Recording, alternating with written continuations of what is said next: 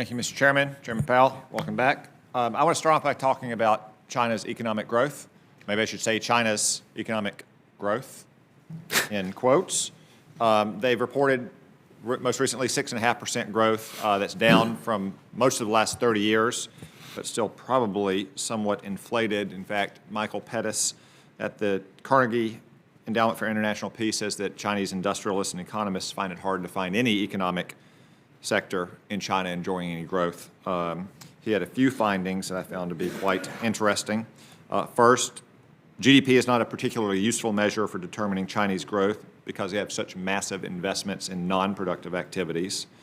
Second, that China likely distorts its GDP data significantly in a way that's systematically pushing it higher. And then third, that increasingly GDP, as reported in China, is not so much a measure of economic output, but a measure of political intent, given the benchmarks that China imposes on local governments as well as many state-owned enterprises. As long as they have debt capacity and can postpone the writing down of non-productive assets, they could essentially achieve any growth target they wanted. What are your thoughts about this general question of Chinese growth and the specific points that Mr. Pettis' research had found? I think it's very hard.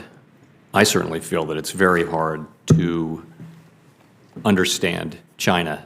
You can read all you want, you can visit it all the time, but nonetheless, it's still very hard, I think, for me anyway, to really feel like you understand the way the economy works, the way the society works. So I think that I think you have to, as a general matter, just accept that it's really hard to know.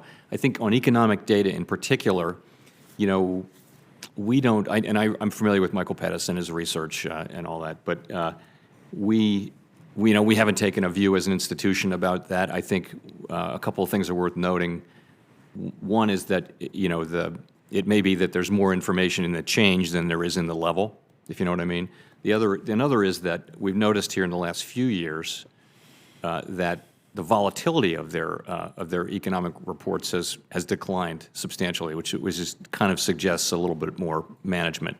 Nonetheless, we don't really know. The truth is we don't really know. We have to take the data, and we do take it with a bit of grain of salt.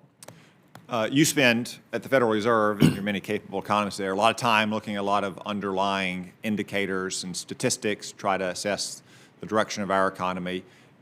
When you look at not just how the Chinese leadership in the Communist Party behave, but when you look at some of those indicators, well, how their people are behaving or how other things like, say, maybe energy inputs or shipping, so forth, do you see a country behaving as if they have almost 7% growth right now?